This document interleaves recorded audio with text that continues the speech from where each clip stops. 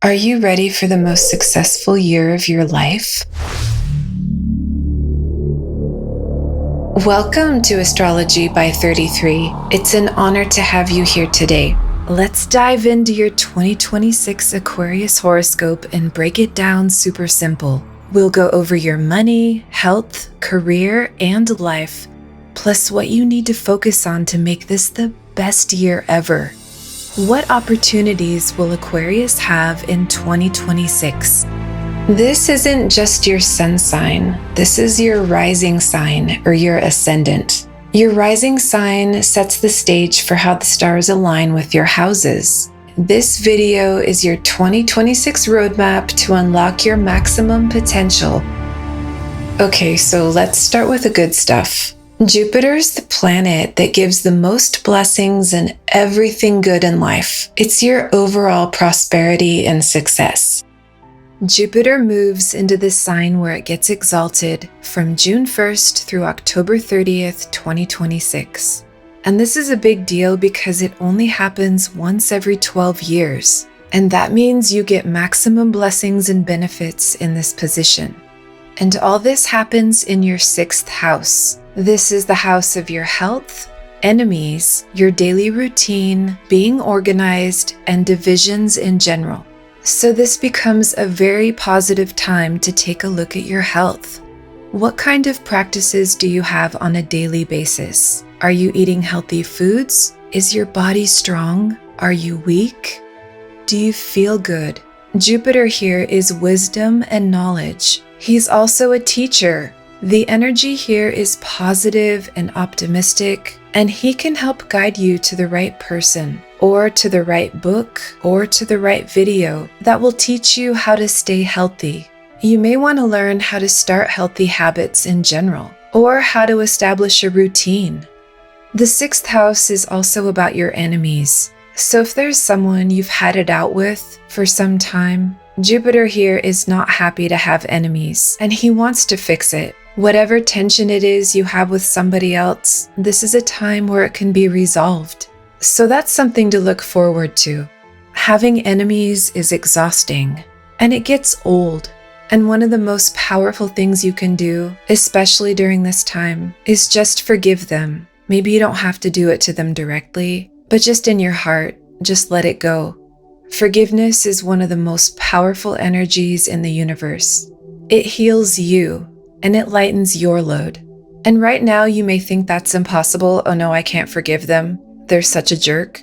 But you may be surprised what happens when this time comes. You just might be done with it. You let it go and you forgive, and you move on to better things. Now let's move on to the other really good planet, Venus. She's the planet of love and money. Now Venus enters your 6th house with exalted Jupiter on June 8th through around July 3rd. So this makes the energy even better. On top of that, there's no bad aspect from Mars or Saturn on this house, so the good planets can really shine and be themselves. This really amplifies peace with your enemies and improved health. So Mercury becomes very good, because it's with its best friend Venus and with the optimistic exalted Jupiter. So you have the 3 good guys with no bad influence on this house. You really want to take advantage of this energy during this time and get it while it's here. Then on November 22nd, Venus moves into your 9th house, and she's in her own sign of Libra here, so she's very strong. And again, there's no bad aspect on this house. The 9th house is your father, so this is when you can spend some quality time with him. Or if you've had some tension in the past, it would be a great time to make up with him. Or if you don't talk with him a lot, this would be a good time to pick up the phone and see what's going on and how are you doing, or just to let him know you're thinking of him. This is also the house of higher learning and education.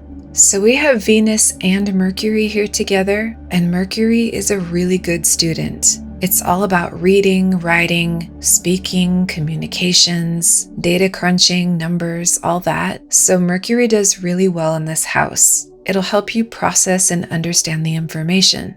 And Venus herself is actually a scholar. She's very well educated. So these two together can help you study something maybe you've always wanted to learn. Maybe you can buy a new book and gain some higher knowledge, something useful and practical. It's also the house of religion, so if you're interested in learning about a spiritual subject, this time would be great for that. Venus stays here for the rest of the year, so you have some time to explore.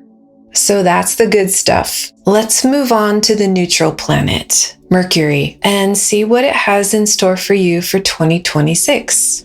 Mercury takes on the energy of whoever it's around, so it can be bad or good, or somewhere in between. Mercury goes retrograde 3 times in 2026, so it's always good to check and make sure we're extra clear in our communication. It's better to over-communicate instead of not enough. We need to remember that most people don't read minds and they appreciate details. Even if it's obvious to us, it's not always to them. Communication is the backbone of our society. What we say makes a big difference, and how we say it. Most people can pick up on a snotty tone or even apathy, so we need to watch our words. And let's move on to Mars next. What is he doing for you in 2026? Mars moves into your 12th house from January 15 through February 21st of 2026. And this is the sign of Capricorn where he gets exalted. That means he's really powerful and strong, and the effects are more likely to show up in the physical dimension. This is considered the good side of Mars. He's in his most righteous position, and this only happens every 2 years. Your 12th house is about foreign lands. It's also about spiritual liberation and being on your own away from everybody else. It's about the quiet space where no one sees you and things are simple. It's like an ashram. So you may feel motivated to go away. There's a lot of energy in this house. You have exalted Mars and Venus, Mercury, and the Sun, so there's a lot going on. Or if you're interested in spiritual things and you have your own practice, this is a great time for that. The Sun here is truth and purity and divinity, and it really shows the clarity of the nothingness in this house.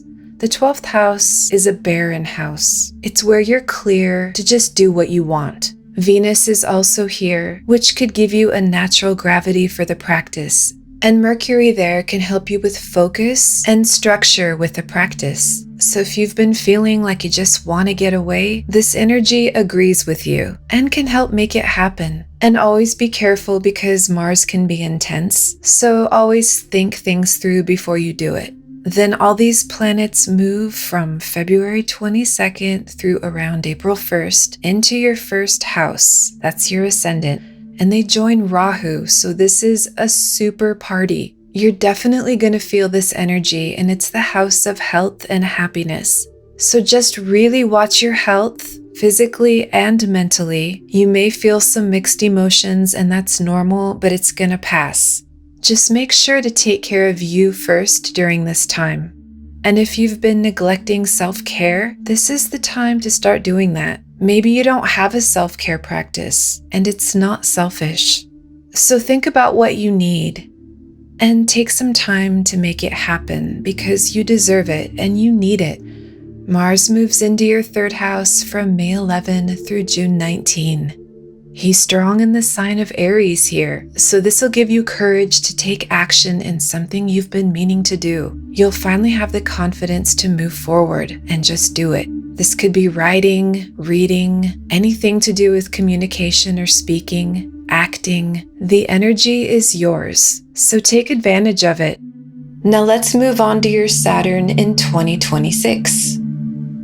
Saturn is the lord of karma. All the planets actually dish out karma, but Saturn is the main planet of karma itself. Now, just because Saturn is the lord of karma doesn't mean you're gonna have karma there. You only get the effects if there's something you've done in the past that you need to pay for today. So always be nice to people. Saturn can bring restrictions and obstacles. He can slow you down if he wants to. He can bring you challenges.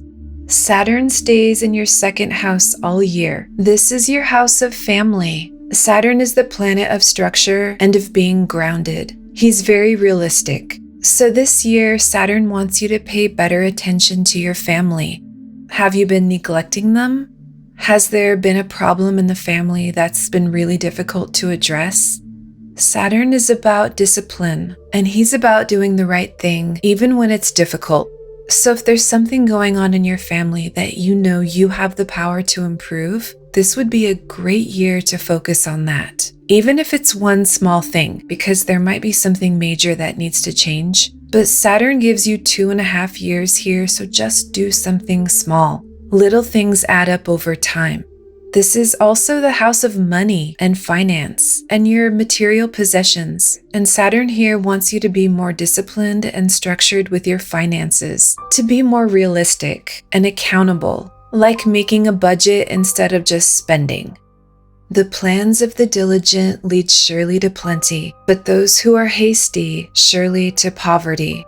I just wanted to let you know that this video is based on the sidereal zodiac. I mostly use Vedic astrology principles for all of my astrology work. So if you follow Western astrology and you're an Aquarius, that means you're probably a Capricorn in Vedic astrology. So you may want to check out the Capricorn video to see if you resonate more with that energy. Thanks for subscribing and liking this video.